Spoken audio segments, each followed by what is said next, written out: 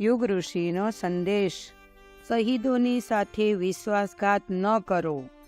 અંગ્રેજોની ગુલામીમાંથી સ્વાધીનતા મેળવવા માટે પોતાના જાનની આહુતિ આપનારા શહીદો, તેમણે પ્રગટાવેલી મશાલ આપણને સોંપી ગયા છે, જેમણે પોતાના પ્રાણ, પરિવાર, શરીર, ધન વગેરેનો મોહ છોડીને ભારત માતાને પરાધીનતામાંથી મુક્ત કરવા માટે પોતાનું સર્વસ્વ ન્યોછાવર કરી દીધું।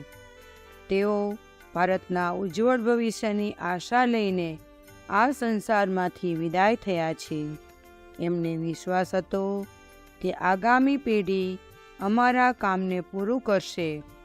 આપણે હજુ નૈતિક ક્રાંતિ, બૌદ્ધિક ક્રાંતિ તથા સામાજિક ક્રાંતિની 3 મંજિલો પાર કરવાની છે, પરંતુ હજુ સુધી એક રાજનૈતિક ક્રાંતિ જ કરી શક્યા છીએ।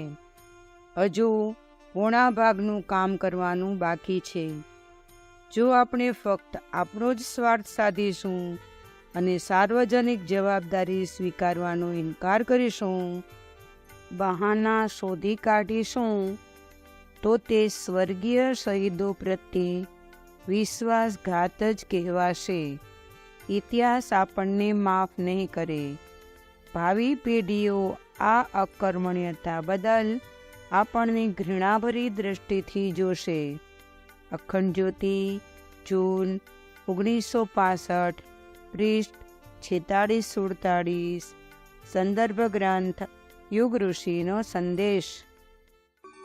શાંતિકુંજ વિડિયો ગુજરાતી યુટ્યુબ ચેનલને સબસ્ક્રાઇબ કરો તથા બાકીના વિડિયોઝનો લાભ લેવા માટે બેલ આઇકન જરૂર દબાવો। ધન્યવાદ।